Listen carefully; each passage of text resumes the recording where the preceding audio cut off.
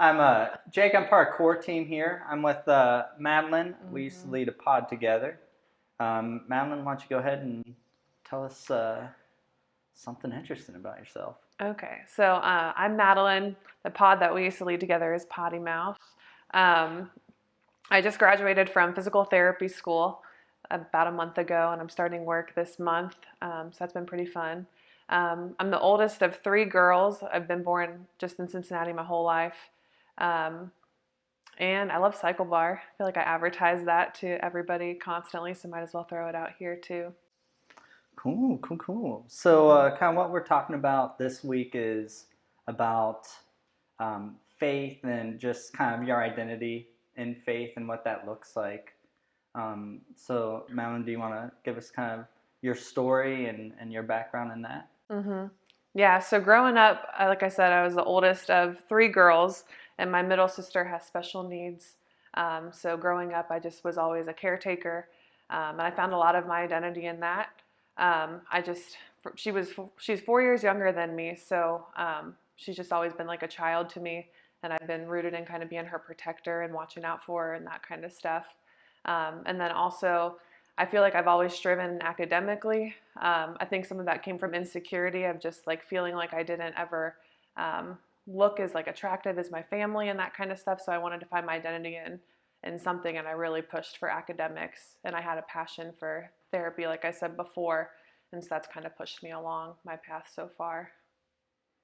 So then, right now, or that would end up being during the time of like high school. What do you hmm say is Yeah, I would say high school, and then it persisted into college as well. So in high school, I was pretty shy, and I didn't really have a ton of friends. I had like a couple smaller, intimate friends. And in college, I wanted to expand that circle, and that's how I got involved into ministry. I wanted to make friendships with people that were just trying to be interested in the same things that I was. I wasn't interested in really going to the parties and stuff like that because I was so shy. And so that was initially my intent behind joining ministry. But then through that, like through reading and going to the groups and stuff, that's how I really figured out that I wanted to pursue a personal relationship with Christ. so at this point you're kind of looking you're at college, you're Mm-hmm. kind of finding a deeper connection with people. How'd that play in the role of like with your family, you kind of being a caretaker and also being focused on your academics? So during college, I lived at home because I wanted to maintain that caretaker role, and I wanted to continue to be able to assist my parents. And that was a little tricky to figure out. It was hard to mediate how to be a college student and be social while also being home. That was kind of a big point of turmoil for me throughout school. But I would say the biggest thing that I struggled with was my sister developed epilepsy during that time, which I know that we've talked about. And that was hard just because she already had special needs, and that was something that has been persistent throughout her entire life. But then adding this layer of just seizures that were random just made it a lot harder to protect her and to feel like I was just able to just pave the way and lead her throughout life. And so with God, that caused a lot of conflict because I felt like fully vulnerable for the first time and helpless when she was having these seizures because I couldn't do anything. And through that, I believe that He was teaching me how to rely on Him and to help me surrender my sister to Him because ultimately He's the only protector for her. It's not truly me. So kind of feeling helpless in that hmm moment, with these your sister having these seizures you can't control, and you really did have to be focused on and trusting in God. What do you say that looked like, or how do you overcome that? So, as far as trusting God, I would say like prayer became more significant in my life, and just letting go, like I talked about earlier, like just fully releasing control, which is hard for me because I am a little bit of a control freak and I like to micromanage things. But I just learned to just have peace with God and to just ask for His presence to come in, and ultimately just pray that His will is going to be done above my own. So you started kind of relinquishing control, trusting God a little hmm bit. Was that something, would you say, like an immediate change or something that's struggle today, Mhm. or how do you end up dealing with that? So I would say that it's still something that I currently struggle with. As far as my sister, I would say the way that God blessed me through that is I view her differently. Like I cherish our time together now more than I did before. So I was able to feel release and surrender from that. Like I could see the purpose behind going through that trial, and just it reestablished my like my reason behind why I care for her, and it kind of prevented me from burnout, because I think that my family was all getting there at that point. It's been about 20 years of taking care of somebody that's cognitively an infant.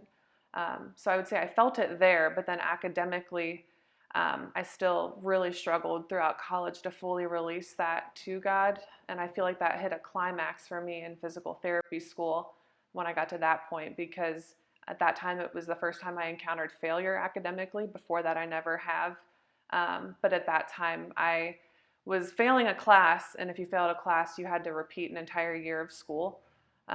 So I was just really faced with like the possibility of losing this career that I've pushed for my entire life. And it was really hard for me not to take that on personally, and to say that God has control of this. And I would say I didn't feel full surrender until right before my finals week, when I finally I was so overcome with anxiety and pressure, and I just realized like I don't have the capacity to handle this. So I remember writing on my exam just one of my favorite verses about God having strength to conquer everything. And I just wrote that on the back, and I was like, God, if you want me to be a physical therapist, you're going to make it happen. You're going to help me through this test. And if you don't, then there's another plan for me. Well, and I remember even when we were leading together, Mhm. just how much that pressure, Mhm. like you completely just Mhm. changed, just Yeah. because that was what was consuming you too, Mhm. and yeah, so it's cool to also see that change as well. Yeah, and for me, it's always been a fear of the unknown, I think, has been a thing with God. Because I even experienced that when you moved up to core team. I remember we talked about that too, that I just have a fear of the, like, what's not like perfectly established and what's not rooted. Yeah, so it also, there was felt like a lot of anger was built into that as well. Mhm. Can you kind of touch on that? Yeah, anger has been huge for me. I would say the past couple years, like we talked about, just anger from the fear of losing control. And a big point in my life where I experienced that was during PT school. I had a romantic relationship that ended right at the end of my first year, and then he ended up passing away in a car accident. And in that, I experienced a lot of anger towards God, just because I couldn't understand why this person was taken, because he was a firm believer in God, and everything that he did in his life was striving to like bring people to God and to show God's love. And I know that I really struggled with feeling like God had abandoned him, um, and so I just had all of this just built up frustration, and for me that facilitated me to just like shut down, because I like to just do things on my own. And I was like, I'm going to shut God out because he's not serving the role as the protector, and I'm not understanding what's going on here. um, Right. Yeah, that's really tough, because especially when a life is taken unexpectedly, it's just really hard to even rationalize why that would mhm, happen, mhm, and where's the good in that? mhm, So with dealing with that, how did you deal with mhm. that? How did you get through that? So initially, I would say I didn't deal with it. I put on kind of a face, I guess, but I was just numb inside. So when I would go and interact with people, I would probably seem fine, because surfacey I would just put on a mask and just be happy, almost too happy. But then I would go home and I would just feel crushed, and I would just cry, or I would just like literally punch my pillow at night. And so I don't think I even realized how angry I was, or that what I was going through was abnormal, until I was at church one Sunday, and the song Good, Good Father came on. And I literally walked out, because I was like, I can't even sit here while people worship to this song. And I know Liz had touched on that earlier too, of just not being able to see God's goodness in the midst of some of these hard times. And for me, I didn't really hit a pivotal turnaround point until I decided to go to woman camp that fall in 2017. Um, and they had solitude time, which was just an hour by yourself out in the woods. And I know internally, to me, that freaked me out, because I was just like, an hour by myself with God. Like, I've been avoiding you for the past 2 months because I thought you were the pits. Like, you just, I didn't see how you were moving and interacting with us in the way that we all proclaim that you do. And so I just screamed at God during that time, like cussed him out. And then eventually like the screaming and cursing turned to sobbing. And I just started to really process just the weight of how broken I was. And I think that was, for me, that was when that shifted, as when I was able to fully comprehend like how wrecked and how broken I was, and that mask was just ripped off. That was when I think God was able to fully enter in. Yeah, and I think it's so cool though that God's timing, he's going to reveal these things when we're ready to hear it, Mm-hmm. And so that it would take you being at women camp surrounded by a bunch of amazing women to just being by yourself and Mm-hmm. him just speaking to you, Mm-hmm. yeah, is just incredible. So dealing with some of these struggles that you've touched on, how do you say that they've transformed your identity? So I would say the biggest thing for me is just realizing, first off, how small I am. Like, realizing that I am, in fact, in control of very little has been huge. Like I said, understanding my own brokenness and how much I need God has made me appreciate Him so much more, because I realized exactly what salvation did for me, because I saw what I would be without Him. And I would say the biggest thing that I've experienced about my own identity was actually what I learned about God's identity, and that He walks with us through these times. Like, I remember in particular, there was an instance at Starbucks where I was studying for a test, and the song "Thy Will Be Done" came on. And the lyric, she said the lyric, "I know you see me and I know you hear me, Lord." And that was like, I just started crying, because I was like, that's exactly what I've been like waiting for. And I finally was able to process like what that meant, that like whatever I go through, like God is also walking there with me. I'm never actually by myself, even when I feel like I am. And then I started to reflect on, in that moment, just like how God has shown up for me during that time. Like, initially after Nick died, I thought that I was alone processing it. I was like, nobody else understands the emotions that I'm feeling. And it was just huge to see how God even placed people in my life that were there interacting with me in the way that I know that like He would if He were physically there. Like, one instance I can think of in particular was, I had a friend with me the night that his family called and told me that he passed away. And my friend, she held my hand the entire night. She stayed over my house that night, and she held my hand that entire night, even when she was dead asleep and like snoring. And so I just thought that was huge, because I was like, that's like God. He's always gripping me, even if I'm trying to pull away. Yeah, that's what sticks out to me is that God never left. It's Mm-hmm. just us realizing where have we gone, or just getting lost in the worldly things. Mm-hmm. Like God stayed constant. He was always there Mm-hmm. and fighting for you. Mm-hmm. And I know Brian touched on shame last week, and I think that was a big thing for me coming out of that season that I experienced. Was I felt like I had a lot of shame about the way I reacted towards God after I realized that I had tried to ice out, um, like the only um, person that could help me with all of this stuff. But it was just freeing for me to realize that He just welcomes me back with open arms, even if I choose to go astray. And it actually reminded me of a story from my childhood. When I was 4 years old, I told my mom that I was ready to move out. I was ready to assert my independence, and I was going to move to the sidewalk, like right across the street from us. And so I like packed up like what I thought were the necessities. I had Cheez-Its and I had my blankie.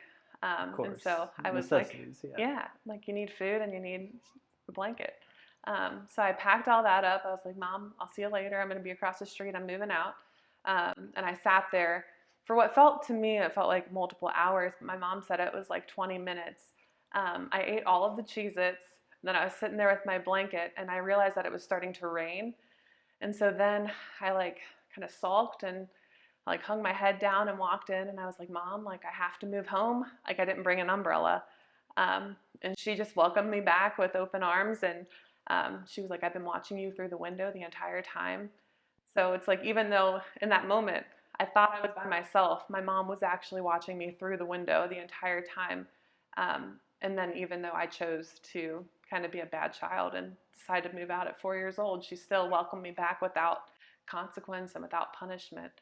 And I thought that translates to this story a lot too, because that's what I felt from God when I decided that I wanted to be back into relationship with Him, where I surrender to Him. Like He didn't punish me, He didn't make me feel belittled. He just welcomed me back, and that was huge. So yeah, it's really cool hearing you tell your story. You know, you've talked to me, we've processed things, and it's just crazy, even just from when we first met to now, how much you've changed, and just the growth in you, and just seeing of like, I remember when you were in school, and that was Madelyn, like Yeah, number one. that, yeah, and to now, it's like you're there for you always have that caring aspect of yourself trait, you know, that you love people and you love taking care of people, and it's just cool to see how much you've grown into that, and just like how close you are to God right now. So going through those struggles and everything, is there anything, you know, any tips or any thing you'd like to say to the people? Yeah, I would say the biggest thing is make sure that you're in community. I know for me, the way that I like to talk about this scenario is at times during processing like Nick's death and all of that, I felt like I was incapable of walking on my own. So for me, it helped to have friends that I literally feel like carried me through those times when I was not able to move on my own. And community is just huge for steering you back to God and helping you process some of that stuff, and just figure out exactly what God's trying to share with you. And I would also recommend finding a mentor. I know that that's been huge for me, just to have somebody that's older, that's had more experience, and that's able to not only help process, but I feel like my mentorship challenges me in my relationship with God, and it's somebody that holds me accountable to making sure that I'm pursuing Christ like daily now. So it's like, even though I pursued Him through this challenging time and I'm entering now a new season, I want to make sure that I'm pursuing Him with the same fierceness that I was when I was in the depths and the pits. And so that's been a big gift to me. And I would say also, just don't be hard on yourself if you're having a period of time when you feel like you're more distant from God, because like we talked about earlier, He's always there. And He always wants to welcome you back. And you're going to have seasons that kind of ebb and flow, where you feel really connected, and maybe when you start to fall off a little bit, but just trusting that you're always going to end up back with God if you choose to pursue Him. Awesome. Maybe say thank you. I'm just kidding. Thanks. Thanks, Madelyn. You're welcome. Thank you.